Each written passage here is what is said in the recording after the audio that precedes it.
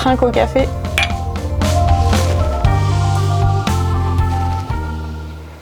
Alright. Nos débuts dans le football. Je pense qu'on a eu toutes les deux, le même début, presque. Presque, ouais. Jouer avec les garçons. Quelques années près. C'est vrai. Un peu plus jeune, mais... Non, ouais, on a débuté toutes les deux avec les garçons. Enfin, moi, quand j'ai débuté, je jouais dans une équipe de garçons et contre que des garçons. Je croisais jamais de filles. Donc voilà, ça a été ça mes débuts, le football avec les garçons. Et je pense que quand tu jouais avec les garçons, tu sentais déjà la différence entre l'environnement de filles et l'environnement des garçons. Il y avait plus d'émotions, tu avais le droit d'être plus énervé ou montrer des émotions, et en plus ça allait plus vite, faut être honnête. Mais il y avait aussi, dans l'environnement, je trouvais que c'était différent déjà. On prenait les garçons peut-être un peu plus au sérieux que les filles. Ouais, et il y avait de l'adversité aussi. Ouais. Donc ça veut dire que tu étais obligé de te battre contre eux et avec eux.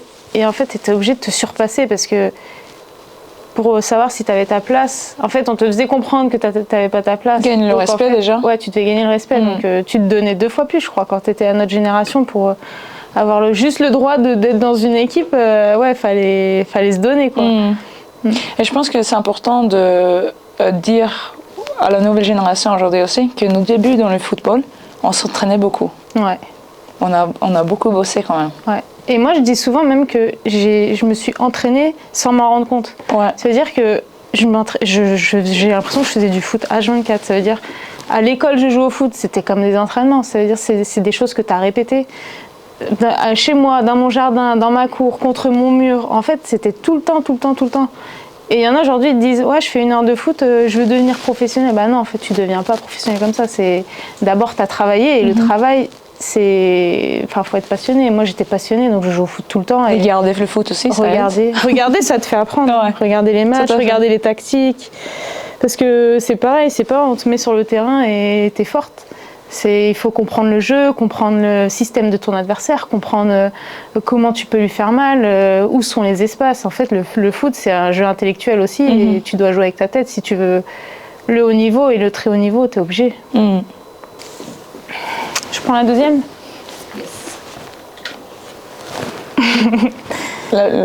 Ouais. Les infrastructures avant versus maintenant. Bah, déjà, quand je suis arrivée à l'OL, on avait un vestiaire. Ah, toi, t'es arrivée, on avait déjà... Ouais.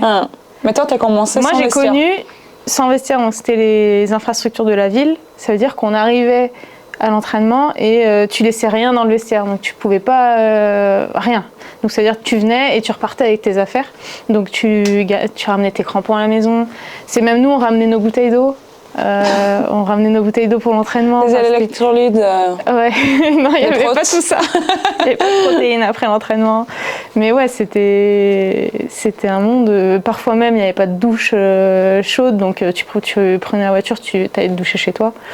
Donc ça a changé par rapport à maintenant, où bah, tu as un vestiaire, ou juste le fait de pouvoir laisser tes crampons, d'avoir de l'eau sur place. Ce que je souhaite à la nouvelle génération, je pense, c'est d'avoir de vrais terrains et un centre dédié à une équipe première de foot féminin. Ouais, ça vient petit à petit. Hein. Il y a de plus en plus de clubs qui ont leur centre d'entraînement. Un environnement professionnel qui transpire le professionnalisme, où tu viens au travail tous les jours. Tu sais que...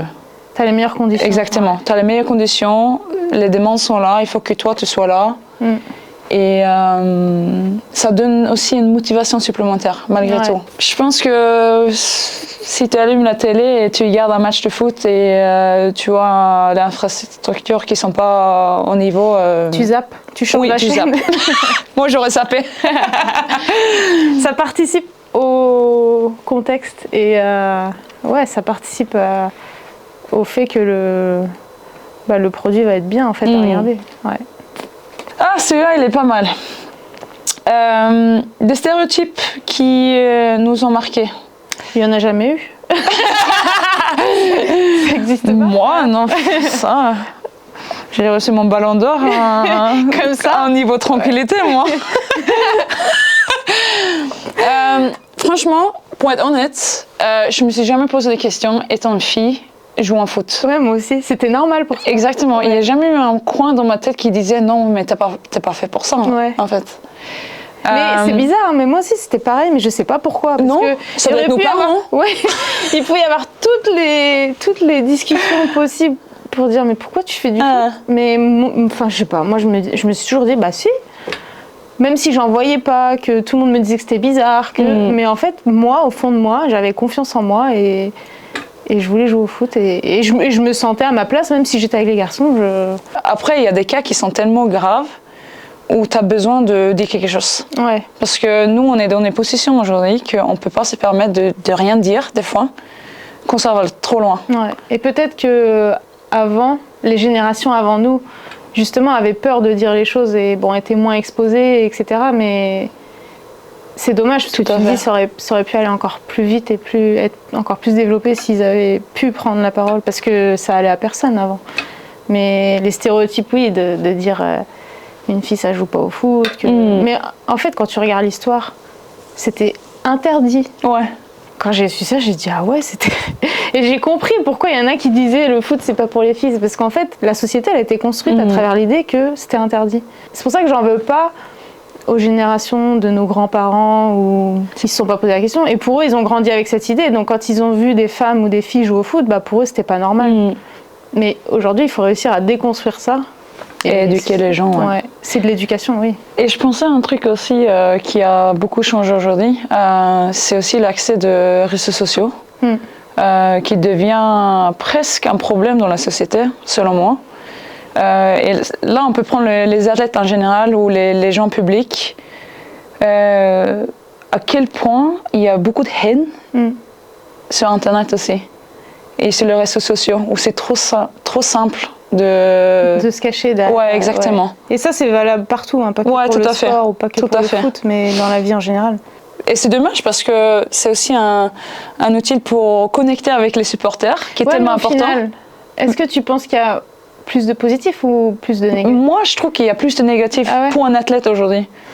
Moi, j'essaye plus de me dire, je vois beaucoup les messages positifs, ou même, enfin, forcément, tout le monde a déjà eu des DM où bah, c'était négatif, mais... Ça dépend quelle plateforme, pour moi. Ouais.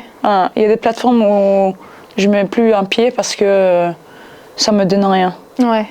Je pense qu'il faut séparer la réalité, ce qui se passe en réalité et ce qui se passe en réseaux sociaux. Sûr. Et puis c'est tellement facile pour une personne de se cacher derrière son téléphone et mettre un commentaire négatif. Il y en a, ils ont même pas regardé le match, je pense qu'ils mettent un truc négatif, ils ont pas regardé. Tu vois.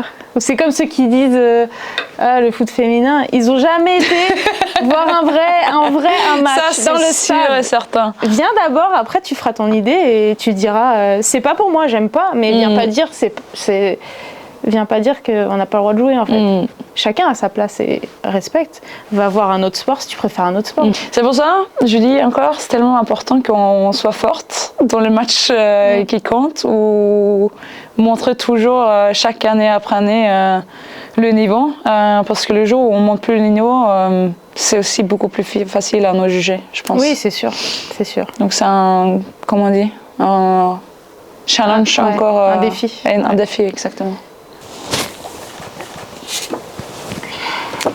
La couverture médiatique du football féminin. Je pense qu'on a du travail à faire encore. Après, faut pas cacher que nous, on a besoin de médias aussi pour développer le projet, entre guillemets. À l'époque, il n'y avait que les garçons. Donc les médias, ils ont été sur les garçons, ils ont développé. Et aujourd'hui, tu arrives et tu as les filles qui sont là. Sauf qu'eux, ils sont déjà là. Ça veut dire que c'est dur de se faire une place parce que, en fait, tu as 70 ans de retard. Tout à fait. Donc en fait, c'est pour ça que c'est difficile aussi aujourd'hui et que tu peux pas avoir tout comme ça.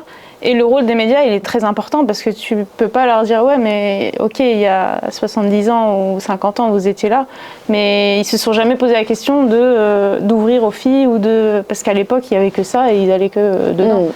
Donc en fait c'est un tout, c'est... Ouais, je sais pas si... Est-ce que le problème, c'est est-ce qu'on compare trop les deux côtés, le foot masculin et le foot féminin? Si tu prends là où c'était il y a 20 ans, par exemple, moi, quand j'ai commencé le foot, j'ai jamais vu un match... Enfin, je savais même pas qu'il y avait des équipes de filles, je pense, quand j'ai débuté à l'âge de 4 ans. Et je pensais que Et aujourd'hui, tu peux avoir un vrai match de foot à la télé. Ouais, c'est ça. Ça veut dire que forcément, les générations qui sont aujourd'hui et qui ont 10 ans, 15 ans, ils voient du foot, foot féminin à la télé, donc ça va changer dans les générations futures. Et en même temps, tu te dis, bah oui, les médias, ça a évolué parce que nous, on n'en voyait pas. Moi, j'en ai pas vu quand j'étais petite. Et aujourd'hui, les petites filles, elles peuvent en voir. La transmission de matchs, on fait ça pour inspirer les gens aussi. On fait ça pour inspirer la nouvelle génération. Et d'être inspiré, il faut jamais négliger. Je pense que l'inspiration pour ces jeunes filles, ces jeunes garçons, c'est ça qui va continuer. Exactement, qui va faire le sport. Ouais, c'est sûr. Parce que nous, quand on était petits, on a regardé quoi? Tu regardais qui, toi? Moi, j'ai regardé Henry Arsenal. J'ai regardé Zizou. Exactement, mais là, aujourd'hui, ils peuvent voir des vraies femmes jouer au foot dans des grands stades, sur la meilleure scène. Et je pense que ça, c'est tellement important pour les futures générations. Pour grandir en tant que joueuse aussi. Parce que nous, je pense... En tout cas, les filles qui jouaient à mon âge, dans ma génération, fallait vraiment être passionnées et avoir un certain niveau pour pouvoir avoir le droit de continuer à jouer. Et il y a plein de filles qui ont arrêté parce qu'on leur a dit t'es nulle, c'est pas pour toi, ou des parents qui voulaient pas qu'elles jouent. Aujourd'hui, ça a changé ça aussi, donc c'est pour ça que tu as plus de filles qui peuvent jouer au foot. Et forcément que dans les générations futures, ça aura un impact. On m'a jamais oublié 2022 quand on a gagné contre Barcelone. Stade full, c'était pareil en l'année dernière. Donc il y a une évolution, il faut le dire, parce que c'est important de le marquer, mais je pense qu'on peut encore s'améliorer sur ce point-là. Ouais. En tout cas, nous, sur le terrain, on essaye de faire en sorte que ça évolue. Après, je pense que les politiques, les médias ont aussi un rôle à jouer et de se dire, bah oui, tout à fait. Il faut diffuser du sport féminin, du foot féminin, et c'est juste une question d'égalité en fait. Et de dire le top niveau féminin c'est ça, bah faut le diffuser. Après nous la France, on attend toujours que ça décolle bien, même si c'est bien, c'est de mieux en mieux, mais j'ai pas la réponse. Après l'OL a peur de la France, je pense qu'il y avait un trend par rapport à l'année dernière qui était très très fort pour moi. Tu vois, ils arrivaient à avoir du monde dans le stade mercredi 21h qui correspond à personne, faut être honnête. On joue à 21h aussi dans le week-end en championnat qui est absolument... Il n'y a aucun sens pour personne. Si tu veux créer un propre public, est-ce que ça permet à une fille à 8 ans de venir voir un match à 21h? Non, ça permet à personne de venir, même pas de les familles. Donc c'est poser des bonnes questions selon moi.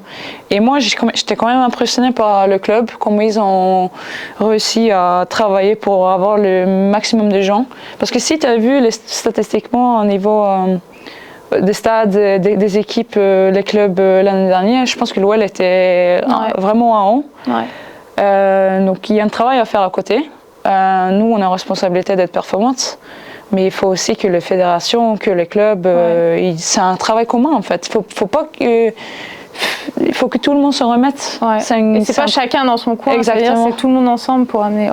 Ça, je suis d'accord. Il faut trouver aussi, je pense, une économie au niveau du football féminin, de trouver les sponsors économiquement de toute façon. Et peut-être aussi aux États-Unis, c'est ça qui change, c'est qu'il y a beaucoup d'investisseurs, ils sont beaucoup... Ils prennent aussi très au sérieux les athlètes.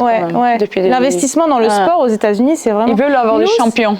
Mais nous, c'est un loisir en France. Tu vois, c'est un peu considéré loisir le sport, et encore plus le sport féminin. Alors que non, tu as de la compétition, Donc ça doit aussi... faut faire comprendre aux gens que c'est important. L'engagement des supporters, il est important quand même. C'est grâce à eux. C'est grâce à vous. C'est grâce à eux qu'on est là. Les supporters, en fait, pour moi, ils font partie intégrante du foot. Il n'y a pas de sport sans les supporters pour moi. Non. Et avoir une relation avec eux, je pense que c'est ce qui crée un peu notre équipe, qui crée un peu le foot féminin, d'être accessible. Oui, il y a un côté, nous, on est joueuses et eux des supporters, mais de partager notre monde. Tu partages quelque chose. Et ils s'identifient aussi à ton équipe. Donc, Et l'atmosphère, l'ambiance du match, le scénario du match, il peut vraiment avoir une influence grâce aux supporters. Donc, on a déjà vécu un stade qui te pousse, tu peux aller chercher un but, peut-être que tu n'aurais pas été cherché si les supporters n'avaient pas poussé. Et ça fait que les équipes vont se surpasser encore plus. C'est une ambiance générale qui est différente. Donc ils font partie intégrante et ça grandit. Après, il faut continuer à leur donner envie de venir. Notre responsabilité, c'est pour les faire revenir, c'est aussi de gagner, mais de gagner avec... parce que voyons les joueuses qu'on a, de créer un contenu pour eux en fait. C'est ce qu'ils méritent aussi. Ouais. Je pense que le pire pour moi, c'est de prendre le recul et de... Juste subir. Exactement. Subir. Et tu t'enfonces dans ton siège comme ça. Non, mais j'y crois à la nouvelle génération. Si on les apprend depuis tout petit à jouer au foot, mon Dieu, le foot il va être tellement meilleur dans quelques années. Ouais, c'est sûr. C'est-à-dire le sport, ça te garde en meilleure santé. C'est social, ça peut aider la nouvelle génération à sortir de... Ça te donne confiance en toi, ça te met en bonne santé, ça te donne des émotions. Le sport, c'est... Ouais, c'est... C'est tout. Ouais, c'est tout.